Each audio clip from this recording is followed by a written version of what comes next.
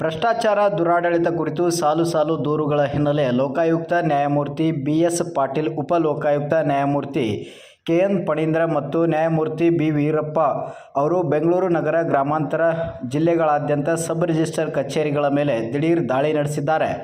2022ನೇ ಸಾಲಿನ ಕಾರ್ಯಾಚರಣೆ ಕೈಗೊಂಡು ಸಬ್ ರಿಜಿಸ್ಟ್ರಾರ್ಗಳಿಗೆ ಮತ್ತೆ ದಿಢೀರ್ ಭೇಟಿ ನೀಡುವ ಮೂಲಕ ಶಾಕ್ ಕೊಟ್ಟಿದ್ದಾರೆ.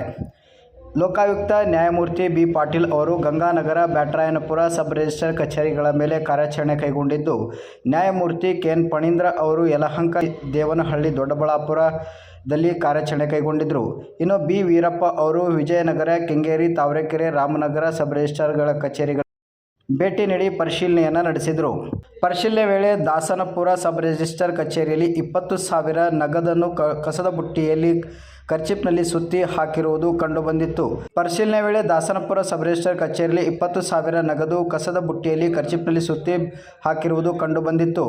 ಅಲ್ಲದೆ ಗುಮಾಸ್ತನ ಫೋನ್ಪೇ ಅಕೌಂಟ್ ಪರಿಶೀಲನೆ ನಡೆಸಿದಾಗ ಪ್ರತಿದಿನ ಹಣ ಬಂದಿರುವುದು ಕಂಡು ಬಂದಿದೆ. ಇದರ ಮೂಲಕ ಲೋಕಾಯುಕ್ತ ಅಧಿಕಾರಿಗಳು ಭ್ರಷ್ಟ ಅಧಿಕಾರಿಗಳಿಗೆ ಬೆವರಿಳಿಸಿದ್ದಾರೆ.